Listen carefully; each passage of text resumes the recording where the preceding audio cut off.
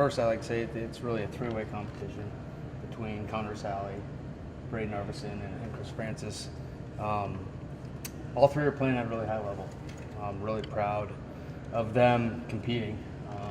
You look at the numbers, and it's a pretty even kill race right now. Okay. Yeah, you look at field goal percentage, you look at PAT percentage. It's a comprehensive deal. It's going to take, the rest of camp to iron it out. The numbers will not lie, and competition breeds success. So we're going to give it time, and we're going to play the best guy for this football. I mean, we've been known to play several freshmen, and the unique thing about those three is even though Chris has had game experience, doing kickoffs, the three of them haven't really had consistent on the field experience. So from that aspect, they're all just going to be new players. Today, for example, at the end of practice just now, Coach Campbell called up all three kickers from 45 yards into the wind, and they all went 3 for 3. Yesterday, at the beginning of practice in team, we did a situation where it was 3rd and long, like right around the 30-yard line, and all three times, all three kickers went 47 yards, 47 yards, 47 yards. So, really proud of them. They've been competing their butts off. I love their focus. They're all really competitive, and they're all really good. I do believe in specialization. If you look across the landscape of college football, the best kickoff kickers struggle with field goals, and the best field goal kickers struggle with kickoffs. So there is correlation between specialization in those roles.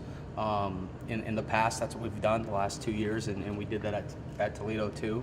So it's kind of a unique thing with different styles of kicking, power swing versus an accurate swing. There will be that there will be a named starter, absolutely. We're not going to leave this up for like one of those tryouts on game day kind of a deal. We're going to let the numbers play out. We're going to let trust our practice numbers, and then we'll for sure name a starter when us and the head coach is ready. How will the kickoff rule change the game? I think it's going to be one of the ultimate copycat deals. The guy who comes up with the best idea is going to put it on tape week 1 or week 2, and then you're going to see a lot of teams copycat that guy.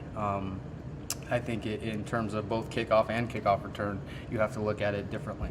Without getting too much into schematics, you got to be sharp, and especially in terms of being on return and communication.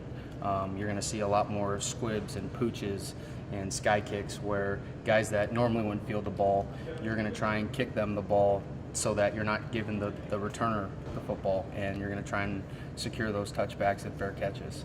I think it'll impact the game more than we think. Kene, he's very gifted. We all know how fast he can be. Having him, obviously we lost him last year to injury, and having him back this year is going to be a tremendous help for our football team. What he does back there is really dynamic. He's explosive, and we all know that just because his proven record of being a top guy in the Big 12 in 2016. So we're going to find ways to have him back there and really build more of a speed package back there with guys more athletic and guys that can field balls rather than a bigger, heavier set, big skill guy. As much as we'd like to make it black and white, there's always shades of gray in football.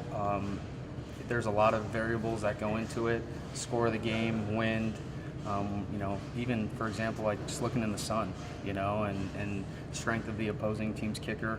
As much as we will try and make it objective, it's always going to be somewhat of a subjective deal in terms of hang time of the ball, wind. There's so many variables, but that's more of a game plan to game plan. So nobody will have the exclusive green light to do whatever you want to do? No.